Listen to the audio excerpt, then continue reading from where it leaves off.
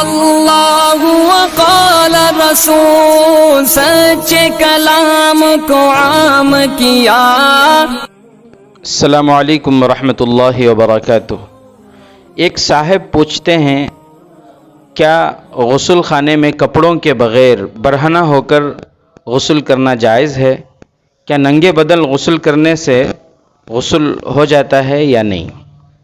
دوستوں، خلوت میں جہاں لوگوں کی نظر نہ پڑتی ہو، یعنی پردے کا پورا انتظام ہو، تو برہنہ ہو کر غسل کرنا جائز ہے۔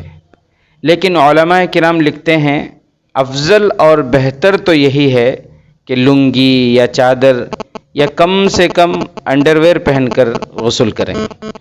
تنہائی اور خلوت میں ننگے ہو کر غسل کرنا جائز تو ہے، مگر یہ مناسب نہیں ہے، کیونکہ یہ شرم و حیا کے خلاف ہے، اور شرم و حیا یہ مومن کی صفت ہے، اور انسانوں کی بنسبت اللہ تبارک و تعالی اس بات کا زیادہ حقدار ہے کہ اس سے حیا کی جائے۔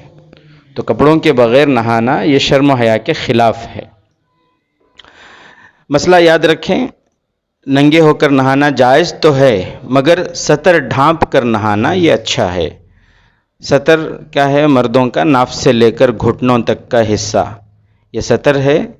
اس حصے کو چھپا کر نہانا یہ بہت زیادہ بہتر ہے اور افضل ہے۔ واللہ اعلم بالصواب۔